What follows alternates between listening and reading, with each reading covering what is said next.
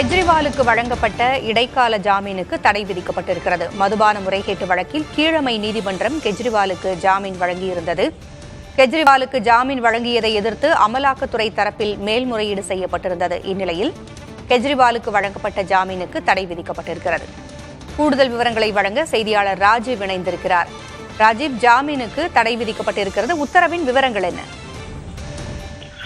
குமுளி நீதிமன்றம் கெஜ்ரிவாலுக்கு ஜாமீனை வழங்கியிருந்தது. குறிப்பாக பல்வேறு நிபந்தனைகளுடன் ஜாமீன் வழங்கப்பட்டிருந்த நிலையில் இந்த ஜாமீனுக்கு தடை விதிக்க வேண்டும் என கோரி டெல்லி உயர் நீதிமன்றத்தில் அமலாக்கத்துறையினர் ஒரு மனுவை தாக்கல் செய்திருந்தார்கள். அதன் மீதான அந்த விசாரணை நடைபெற்றது. அதே போல இருதரப்பு வாதங்கள் முன்வைக்கப்பட்டிருந்தது. வாதங்கள் நிறைவானது. தீர்ப்பு கடந்த வாரம் ஒத்திவைக்கப்பட்டிருந்த நிலையில் இன்று அதனுடைய அந்த தீர்ப்பு வாசிக்கப்பட்டிருக்கின்றது. டெல்லி உயர் நீதிமன்றம் கீழமை நீதிமன்றம் வழங்கிய ஜாமீனுக்கு தடை விதித்திருக்கின்றது.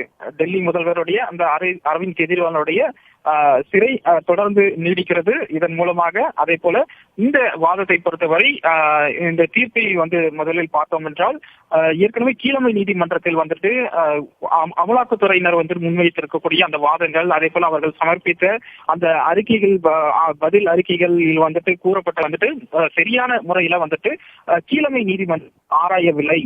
ஆராயாமலே கெஜ்ரிவாலுக்கு அந்த ஜாமீனானது வழங்கியிருப்பதாக குறிப்பிட்டு இந்த தீர்ப்பை வழங்கியிருக்கின்றார்கள். எனவே இந்த வழக்கை தொடர்ந்து விசாரிப்பதற்கான ஏதுவாக அவருடைய அந்த ஜாமீன் ரத்து செய்யப்படுவதாக இன்றைய தினம் அந்த தீர்ப்பை கொடுத்திருக்கின்றார்கள்.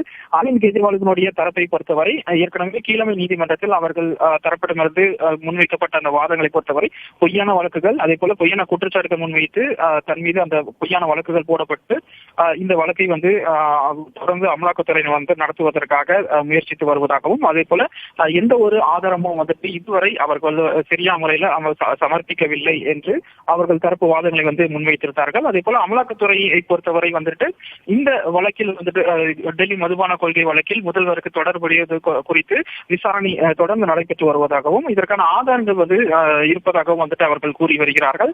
இது போன்ற ஒரு நிலையில இருதரப்பு வாதங்களை பதிவு செய்து கொண்ட கீழமை நீதிமன்றம் சரியான உறுதியான ஆதாரத்தை அமலாக்கத்துறையினர் சமர்ப்பிக்கவில்லை என்பதை குறிப்பிட்டுதான் முதல்வர் அரவிந்த் கெஜ்ரிவாலுக்கு ஜாமீனை வழங்கியிருந்தார்கள். ஆனால் இன்றைய தினம் அதனை அந்த மனுவை விசாரித்து டெல்லி உயர் நீதிமன்றம் சரியான முறையில அமலாக்கத்துறையினர் சமர்ப்பிக்கப்பட்ட அந்த ஆதாரங்களை ஆராயவில்லை.